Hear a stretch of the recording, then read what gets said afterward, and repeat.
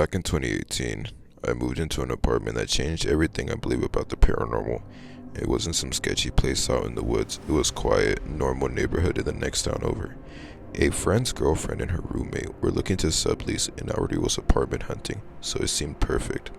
I had been to the place for parties before. Nothing ever felt weird. The layout was great: open living room, clean kitchen, big bedrooms.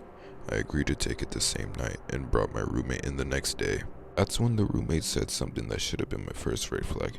She mentioned hearing bang in the kitchen, cabinet doors slamming, stuff on the counter moving around by itself.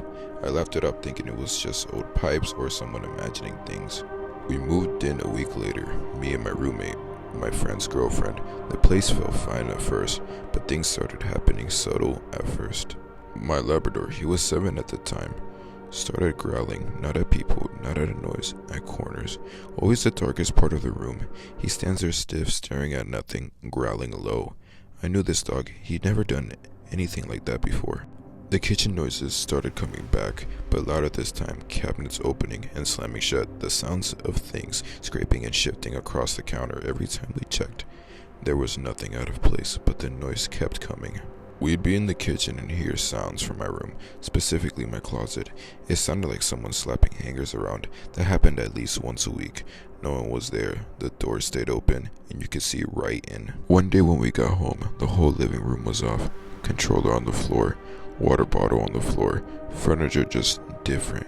It looked like someone had been hanging out here for a while we were gone. But nothing was missing. We only had the keys. That night, I slept on the couch. I was watching TV with the hallway lights on. Out of the corner of my eye, I saw a tall shadow move across the hallway. It walked straight into my bedroom, silent. No footsteps, no wind, no nothing. I didn't sleep in my room for a while.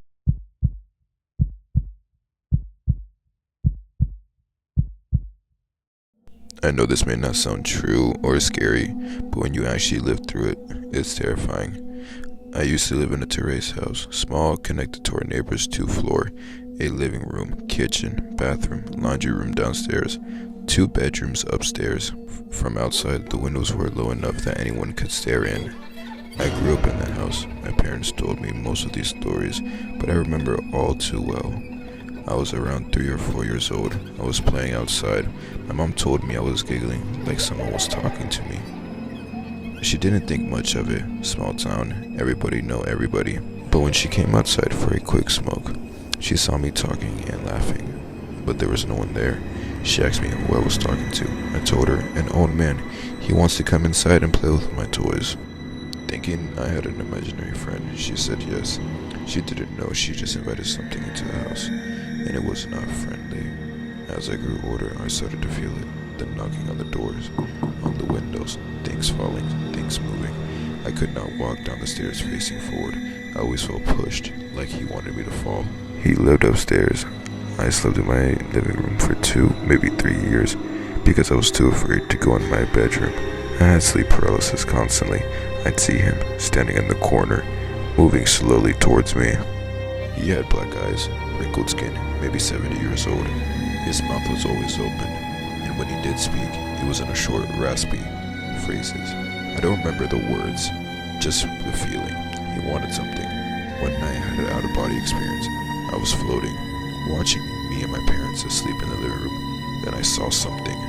It was standing in the kitchen doorway, a figure, watching my mom. But this wasn't an old man. It was something else, a demon with a long cloak, holding chains.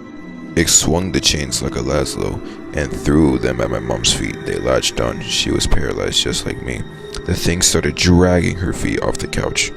The second she hit the floor, she screamed. My dad and I woke up, and she couldn't even speak. We called a priest and had the house cleansed.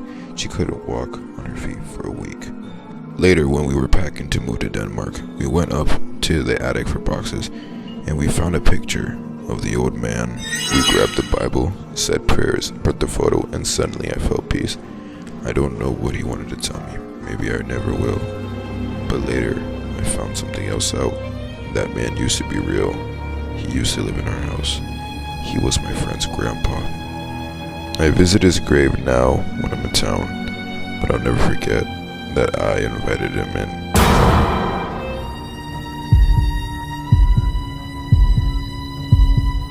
Ever since I was little, maybe 5 or 6, I used to get sleep paralysis almost every night in our old house. The usual shadows at the foot of my bed, the terrible weight on my chest. There was one thing that always stood out. Every time that I felt something was punching me in the back, hard. And when I closed my eyes, I'd see what I could describe as a bear, but not really a bear. Not really. It happened night after night until I was 11. I thought it was normal, but there was one night that changed everything. It was the night of my great-grandma's funeral. I was about 9 or 10. I remember waking up and seeing her standing near my window, smiling. I actually talked to her. I asked why she was there. I didn't understand. She was supposed to be dead. I got up, walked towards her, but then her face changed. The smile disappeared. Her eyes went wide in terror. Then her skin vanished, and all I saw was a skull. She screamed at me, "Get out." Looking back now, I didn't think that was her. I think it was him. The man I'm about to tell you about. A few months ago, I was talking with my mom and my brother about paranormal stuff. Just after we watched Paranormal Activities, I casually mentioned all the sleep paralysis I had in that old house, and my mom stopped. She looked at me and said, "You were joking, right?" I told her I wasn't, and then she told me something that gave me chills. When we were packing up that house in 2014, she went into the crawl space of her attic bedroom. Inside, she found old newspaper property records. They belonged to the man who owned the house in the early 1900s. He had died, but we don't know where. All we know is that it was his house, and maybe he still thought it was.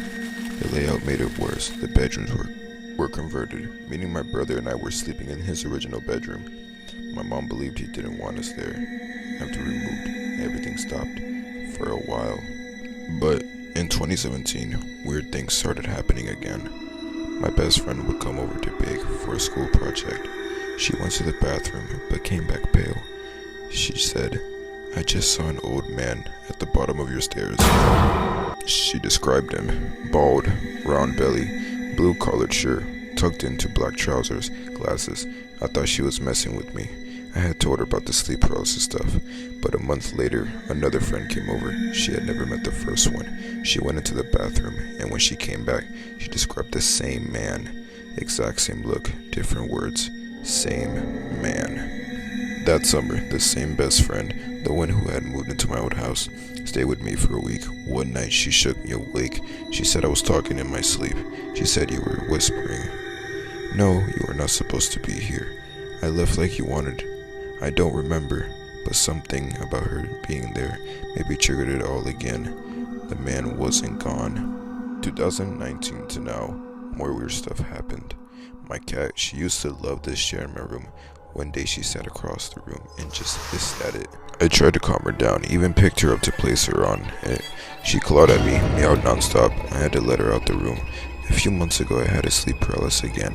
Face down on my pillow, couldn't move, couldn't breathe. I thought I was gonna die. Now I never sleep on my stomach. And just last week, my brother was at work. I shut his door to keep the cat out. I heard the click. It was shut. I came back upstairs 30 minutes later. The door was wide open, swinging back and forth. Jokingly, I said, "Haha, very funny, Jeremy. Please shut the door." It slammed shut immediately. We call him Jeremy. My friends and I both just felt that was his name. Neither of us questioned it, but whatever he was, he never really left.